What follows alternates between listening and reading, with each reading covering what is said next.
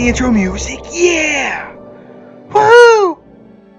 Was 2024 better than 2023? Is Star Trek Fleet Command worth playing, worth getting into? All those things. Well, we're going to talk about that today using your responses. Yes, you're watching this video going, Rev, how the heck could you actually use my opinion? Because here's what we're going to do. We're taking the past 2 years of all the survey results that y'all have sent, that y'all have said, and that we're going to then tell you whether it was better or not. Whether new ships like the NSEA, for example, were received well. Like, did y'all like this? And how did that compare to 2023? We're going to go through all that. And I'll give you a brief overall summary. Now, real quick, this exact document I'm going to share in my Discords. If you've not joined the Discord already, well, I say it all the time. I know it's annoying, but join the Discord. I think I can post PDFs on the Facebook page, so I'll share it there as well. But join if you want to get it. I'm also sending this document, obviously, to Scopely. Again, this is just simply passing on the player voice. The literally, no exaggeration, tens of thousands of you who have participated, a big thank you. But let's go ahead and get started so we don't spend this entire time chit-chatting. I know you'll want details. So let's talk about the survey roundup. In short, go ahead and give you a quick summarization. Overall, between grading, the sentiment of 2024 was less satisfying to 2023. However, the end of 2024 noticeably shifted into the positive, whereas the beginning of the year was pretty negative.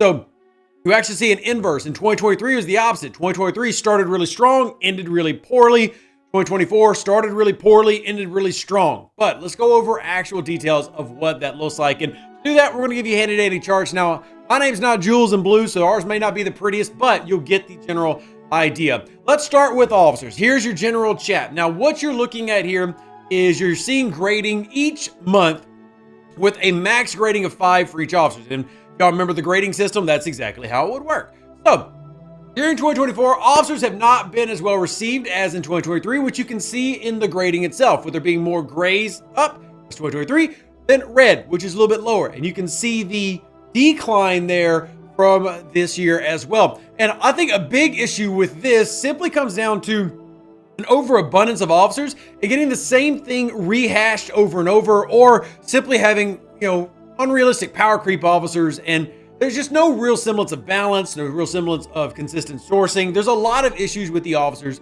as a whole. But overall, you can see that these were just kind of not well received. Now, I do want to point out that does not mean that every officer was bad. For example, I can name some great officers. We'll put this a little bit smaller. Let me pop this back up real quick. A great officer that came out this past year was Nurse Chapel. Right? Nurse Chapel's a fantastic officer to have, as well as several others that have spawned in. So not everything that has come in was ill received, but the overall trend was certainly not as good as 2023. In fact, I would say that for Scopely, what my recommendation would be is focus on consistency when it comes to sourcing past. How are you actually going to get these officers out into the hands? And then also not necessarily rehashing the same things you've done before. Obviously they came out with Apex and ISO trying to add new layers, but what about the things that players have been asking for a long time? More warp speed, more impulse speed, things that actually just provide a better, life in the game, better quality of life, better loot drop rewards. I mean, there are a lot of ways that they can increase it, and I will already acknowledge in this video, there are a lot of loot officers that exist. But I think the biggest thing is you're just seeing, now we're 300 plus officers in the game, you simply are seeing the same thing too much over and over, and it just gets tiresome from the player base. Again, we're going to let y'all see these results yourself, so don't feel like you just got to stare at these. You'll get the PDF. Next up, ships. Now, this one's really tricky because they're very close in terms of, you can see the grading, but clearly 2024 not as well received. The worst ships of the year in XO1, Horn Eviscerator and the Vindicator. Vindicator getting the absolute lowest. However, you see, we also have the NSEA and the Revenant getting quite high scores, with the Revenant getting second only to this. Now, if you don't know what this one is, don't worry. I'll tell you, that's the Talios. The Talios is the best received ship we've ever had in the surveys that we've done here for Star Trek Fleet Command.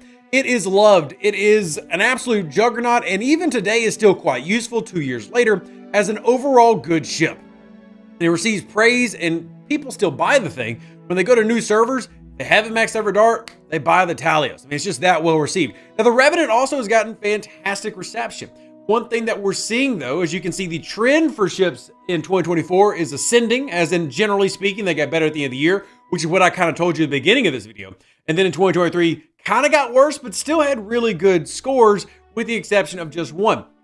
The NSEA and the Revenant were the best in this and kind of dropped off towards, the end for 2023. But generally speaking, ships I think have been okayly received. I mean, I don't think they're necessarily badly received, but again, are you getting something that you feel you're getting value for? So for example, the Revenant is a great example of, in my opinion, a value ship because of what it actually does. Yes, the loops can be annoying, but you're talking about having resources and mats and removing several bottlenecks with that. And I think you're going to see a lot of players really, really happy with it. The general sentiment with ships, as you can see, is middling, but it was hit or miss more than it was middling. There were some things that were really liked, some things that weren't. But features, let's talk about features. Things that were really liked. Lots of features were really liked. And this is, again, how 2024 ended on a really positive note where it got better and better, but still you're not seeing them hit the top score. In fact, you'll notice on this chart, kind of maxes out pretty early. But that's not necessarily a bad thing. Again, it got better. Now, a lot of people remember March 2023. That was the X-Borg expansion. And you can compare that with November. Well, November was DTI. So DTI arguably being one of the best features to ever be made. I don't honestly think it's arguable. I think it's obvious. The DTI is absolutely fantastic, allowing you to master. And we know more masteries are coming this year. While I can't tell you exactly when, I can tell you soon, and can tell you already the ones they've already openly said, things like Devore, Fisha, Bo Franklin's Disco, all on the list of getting added into the mastery.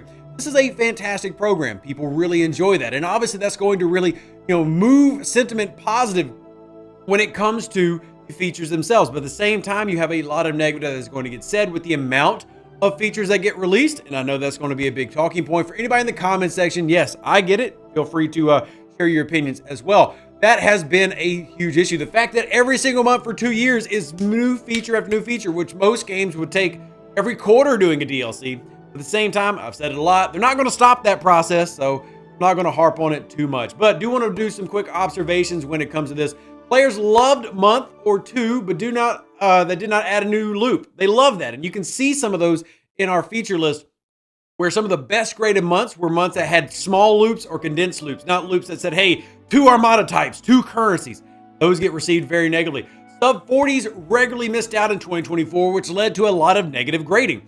So I do want to point out that the higher level you were in 2024, the more likely you were to give a positive grade on things like features, because so many below 40 did not get anything. Now that did in part lead to a lot of players going into the 40s. So now G4, so 40 through 50, is the highest concentration of players in the game. Whereas at the middle and beginning of 2024, that was actually G3 players, level 20 through 39. So that has shifted slightly into G4, but you still have a huge concentration in G3, and a lot of those players are feeling left out, and understandably why. Features that save time in 2-3 months are not well received in the moment. So examples of things that can be useful 3 months down the road, unlocking the Vindicator free-to-play sourcing for fleet commanders. That's an amazing thing, but when it's 3 months down the road and locked behind PvP arenas, you get a big negative. So even though the idea is great, the implementation is sour, and then players don't want to take a bite. I think that's understandable. These are all things that we can see in the comments and the trends here of doing the surveys that y'all have provided. We saw that same thing with the calendar, where the calendar grading also had the same type of ascension as the features, but still struggled to find consistency because of things like that, especially when it came to there being so many heroic events and, repeating the same events that players have asked to move on from over and over, like the Cardassian event. You would not believe the amount of comments we have talking about things like the Cardassian event in these surveys, who are simply just players wanting to have something fresh, something new. And that is a key word that you'll see a lot when you do these word studies. When you have tens of thousands of people, you try to look for key words, and those are the type of ideas that are constantly said, or the sentiment constantly provided. You want something fresh, something new, something that's engaging. I know those are almost buzzwords, but when players themselves are saying it, it's important to listen. And that's my hope with stuff like this, as well as informing y'all of everything that's going on. So yes, there's been good features. Yes, there's been good things, but there's also been a lot of negative. So let's move on to this one right here, moving into stability. Now, I know this is a tricky one, but I would also want to argue that even though I've pointed out a lot of negatives here, the biggest issue that is constantly stated, and I can't overstate this, is lag. It is stability. And there are a lot of good features in this game and a lot of great things that came out in 2024 that were loved until they didn't work. Waves, honestly, were really well received when they rolled out in terms of how the mechanic is, except when they don't work. Arenas. I mean, we note this in the survey, and you'll see it in the PDF when you read it for yourself if you choose to download it, that players like arenas. They want arenas, and then they're not available through the holiday season, arguably the most important time to run arenas. They're not there. You know, when people do have time or do have the option or are off work and do want to engage with it, they can't. That doesn't speak to the other issues with things like arenas, which is obviously, you know, it's stuck on one time, one day problem. But just generally speaking, people want to engage with this stuff. They like a lot of these ideas, they just are poorly implemented, going by what the players are saying. Stability overall was 2023 was a more stable year, but what you see with stability is you had some really, really good months. And what you're noticing right here is they did the Unity update and a few other things to try to improve the game before adding a lot of the new features that we had in the second half of the season. And what really strikes me, if you remember the features grading and the ship grading, all those at the end were higher up in the grading, as in they were received far better. However, the stability was better in the beginning of the year. So what you are seeing, into what I correlate, maybe this is anecdotal, Scopely, you tell us, but they like the features, but they want the game to be stable.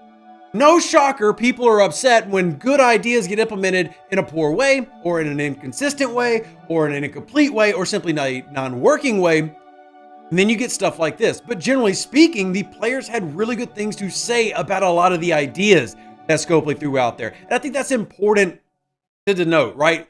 One key observation that I love that Archduke put in here is that lag is the little death that brings total obliteration. And that's how it feels in the game. It's not that these things are bad. I don't think every feature they come out was bad. And you're more than welcome to drop in the comments how Rev's wrong, everything was terrible. But truthfully, what the average player is saying when we do these surveys is the game's not bad. It's just inconsistent. And that expands to everything. It expands to the lag with new features. It expands to how officers are sourced or not sourced. And for better or for worse, Scopely did do the quality versus quantity thing. And we've had to grade them based on that. And we saw good glimpses of quality. Again, the end of the year, we saw 2 months, November, December, both get really, really good scores when it came to that. And the only other time that was close was April and May of the same year. Whereas the rest of the year, you just don't find that. It's just constantly, it's not working, we don't like it, etc. And you've got to find a way to parse out the good and the bad. So the updates that were really good, let's cover that real quick. The updates that were really good, Gorn Part 1, Gorn Part 2, Continuum Part 1. And those are the ones that a lot of y'all said, hey, we really like this. We want more of that. And it's also important to, and you'll see this in the survey when y'all decide, or I'm sorry, in the PDF when y'all decide to go look at it, talk about what worked really well. Let's talk about officers that worked really well. Apologies for the length of this video. You get good grades from things like Enterprise Part 2, which are Archer and Shran. You get good grades from things like Dejas Torah, Toli. You get good grades from Nurse Chapel, Sam Kirk. So focusing on things that worked really well in a general sense. I know I talked to officers about being, hey, you've done this before, but it's important, in my opinion, for them to find what worked really well. Worked really well. I'm not editing that out. That's staying. Worked really well in 2024 and replicate that. And one thing that did work really well were some of these new officer sets, like Symbiosis Part 1, Thorn Part 1 and Part 2, and Enterprise Part 2. When you can find things that are working, really try to stick on that and really try to engage with it. And yes, believe it or not, Jonathan Archer and Shran both got really good reports from the average player. Now, it's odd because we've reached a point in the game where most of these already kind of don't get a lot of use, but they were still well received. So you want to build on the ideas of what made them good, which was, I think, the style. You have the combination of loot as well as the Faith of the Heart ability. I'm using Archer as an example because you're seeing something that gave an immediate bonus in multiple ways and a crit hit damage. So I think that having these type of officers where you have mixed ability types that can do multiple things really well as just consistency, those are got to be the keys for STFC, but I'm really curious to see what y'all think down below. I've run a long time here, but this is an important topic, and I think it's feedback that makes this game better. It's the only thing that can make it better. Appreciate y'all. Live long and plunder. Stay safe with our Space Cowboys. Deuces, that's me. Catch you on the next one, and I'm out. Take Make sure you get the PDF on Facebook and or Discord. An even better outro than the intro. For the Empire and glory to your house.